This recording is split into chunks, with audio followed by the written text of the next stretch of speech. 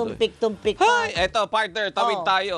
Mula Saan sa tayo? usapin ng mga guro na galit na galit. Etong next na topic natin, galit na galit din to, Naku, partner. bakit naman? Maraming mga taga Pampanga ang galit na galit. Ah, Ito yung naging oo, istorya natin oo. dati, partner. Oo, Kung oo. nare-recall mo, yan, tumawag sa atin, nagpasakloling isang residente. Di ba, bumili sila ng lupa, nagbayad ng Ay, oo, yan. amortization. Oo, tapos wala pala. Kahit Wala. sa pasuman lang na lupa. At Wala. ang masakit, LGU ang nanguna doon. Kaya nga. At ang pera hindi pa rin nabalik sa kanila hanggang Nasaan? ngayon. O, di ba? Kaya nung Monday, nagkaroon na ng filing. Umabante na itong storya na to okay. ng filing sa Office of the Ombudsman. Ha? At makakausap po natin ang presidente ng Volunteers Against Crime and Corruption o VACC sapagkat sila po yung sumama dyan sa pagpa-file ng kaso. Ayun. Si Sir Arsenio Boy Evangelista. Sir Boy, magandang umaga. Good morning, Magandang Sir umaga, Boy. Ma'am Doris at Sir Robert.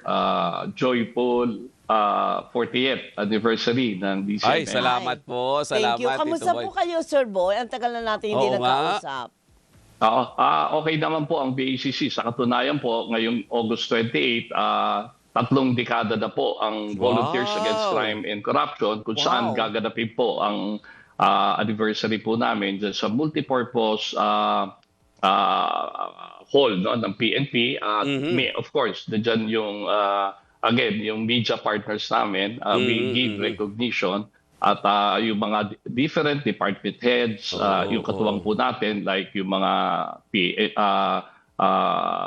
PNP, prosecutors, fiscal, all levels Kasama ng lahat. judiciary. Opo. Lahat po. And of Okay. course, yung community kung saan kami Ay, dapat. magkakasama. Opo, Yun. speaking of anniversary ninyo, Sir Boy, 3 dekada di ba? 3 dekada. Crime and corruption. Dito tayo Yes. sa part ng corruption. Yan. Dito po, paano po nag-decide ang VACC na tulungan na finally at makapag-file ng reklamo ito po mga residente sa Pampanga, sa Magalang, Pampanga dahil nga po doon sa mga binili nilang lupa na binayaran ng amortization hanggang Tapos? ngayon wala. Abay, walang kagalang-galang ang gumawa sa Wala. kanila na yan.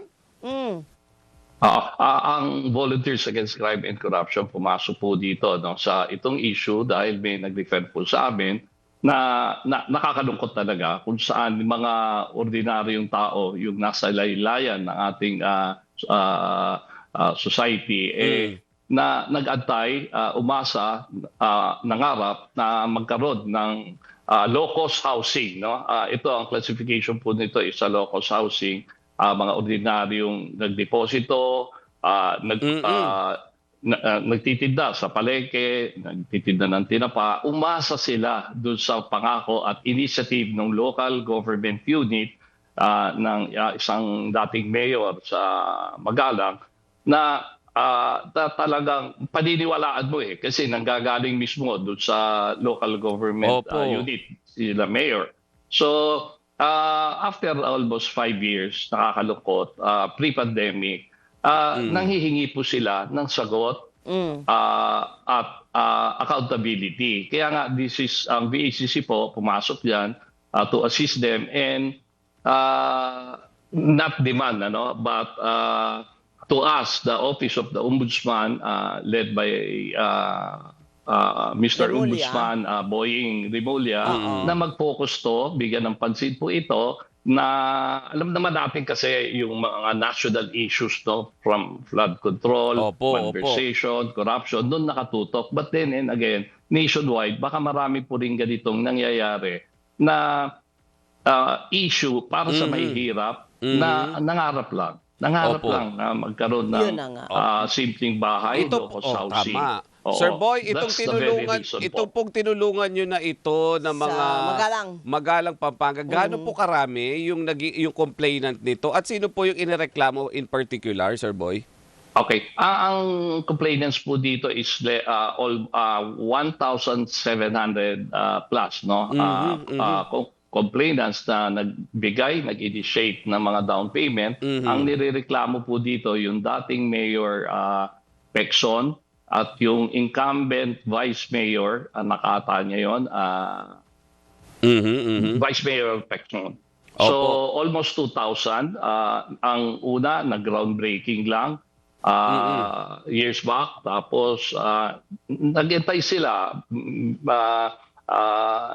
But then, yung accountability cannot wait. Opo, So, opo. almost after 5 years, nag-decide na po sila na mag-seek ng, sa mga 3-4 na legal counsel pro bono at tinap naman ang VACC to assist dito po sa issue na to. Opo, ang pinag-uusapan pa rin ba nating pera dito, Sir Boy? Tama, nasa 10 million pesos pa rin ang Wow. hulog ng mga kababayan natin dyan sa Magalang. Oo.